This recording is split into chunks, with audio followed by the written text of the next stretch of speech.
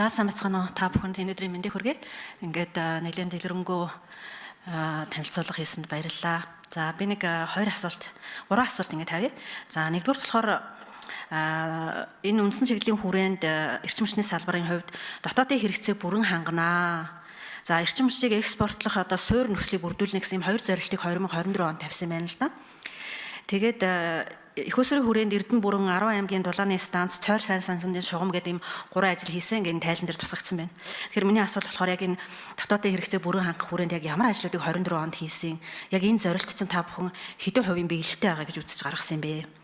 Хоёрдугаарт нь болохоор эрчим хүч экспортлох төр суурь нөхцөлийг бүрдүүлэхийн тулд та бүхэн 24 онд ямар ажлуудыг хийсэн бэ? Энэ тайлан дээр ямар нэг юм тусгагдаагүй байна.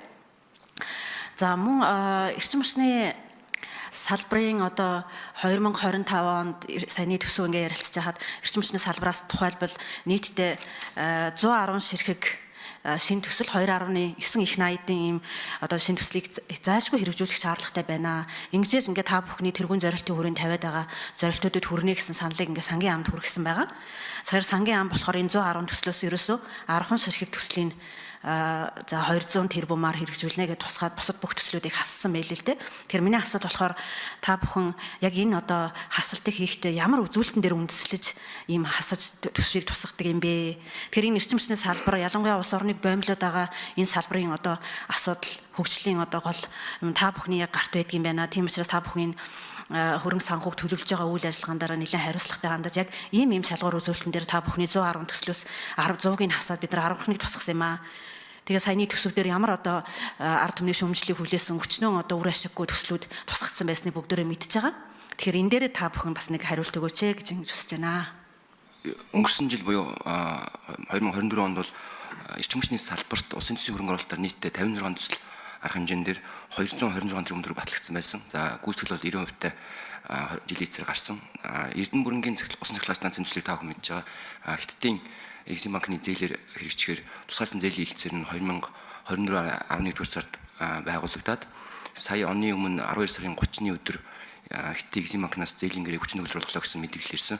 За энэ төслийн уншилгаа төлбөрт бид нэр төсвийн тодтолцоолоор нийт 256 тэрбум төгрөг шийдвэрлсэн байсан. Тэгээд энэ санхүүжилтийг Экзим банк руу хийж өгөөч гэсэн хүсэлтийг манаас явуулсан байгаа. За тэгээд Хятадын Экзим банкнаас Эрдэнэ бүрэнгийн усан цахилгаан станцын төслийг шийдвэрлээ явна. За Багнуур чойрын төсөл бол Европын сэргээн бус төгслийн банкны бас зээлээр хэрэгжиж байгаа. За эрчим хүчний яамн дээр бол тендерийн худалдаа авалт хийгдээд гүйцэтгчийг сонгож шалгуулах ажил ингээд хийгдээд явж байна. За улсын төсвийн 2025 оны төсвийн санал дээр таны хэлснээр эрчим хүчний салбараас ирсэн төслүүдийг бол бид нар бүгдийг нь салбарын төсвийн эрхлэлийн зарчмын буюу эрчим хүчний сайтаас ирсэн хүсэлтийн дагуу төсвийн тухай хуулийн гол шаардлагуудлах зураг төсөвтэй юу тухайн ажил нь бэлтгэл ажил нь бүрэн хангагдсан уу гэдэг гол шалгуур үзүүлэлтийг авч үзсэн. Дээрээс нь манай PIMIS гэдэг цахим усан цэврэн орлын цахим систем байгаа. Энэ системээр бол 2 үешттэй бид нэр бүх төслүүд дээр үнэлгээ хийж байгаа. За тэгээд энэ үнэлгээний бас нэг гол үзүүлэлт нь сая дурдсан дээр зураг төсөвтэй байх хэсэг гэдэг газар чөлөөлөлт гэх мэтчлэн бүх асуудлуудыг бид нэр